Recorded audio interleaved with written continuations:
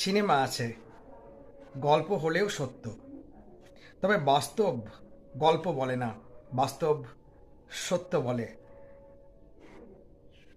বাস্তবের কথা বলে, জীবনের কথা বলে।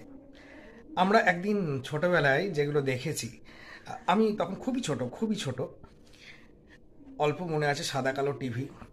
তো আমি একটা সাধারণ ছেলে, তো সুতরাং অনেকেই দেখেছে রামায়ণ মহাভারত, সেটাই সত্যি হলো। তো সুতরাং গল্প নয়, বাল্মীকি লিখেছিলেন হাজার হাজার বছরের সেই পুরাণ, সেটাই বাস্তব হয়। আমি জানতাম না, অবাক হলাম যে এটাও সত্যি হয়, যে অযোধ্যাতে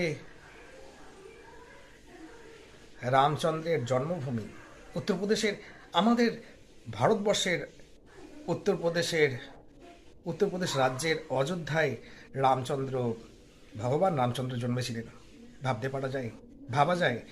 এই যেন গল্প হলেও সত্যি। সেই আহ, রাম মন্দির,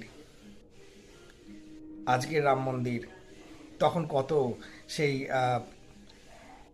রাম সীতা লক্ষণের সেই কত গল্প, সেটাই সত্যি। তো প্রমাণ ছাড়া তো ইতিহাস এগোতে পারে না। পুরাণ, আমরা বছরের পর বছর আহ,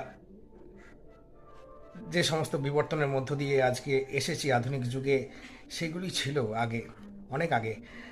প্রাচীন, মধ্য, আধুনিক যুগ, এখন ইতিহাসের কথা বলছি। তো সুতরাং এটাও সত্যি, রামচন্দ্র, ভগবান রামচন্দ্র, অযোধ্যা ভূমি যদি সত্যি হয়, রামচন্দ্র সত্যি, রাম ভূমি সত্যি, রাম মন্দির সত্যি, ইতিহাস, একেই বলে ইতিহাস। নমস্কার।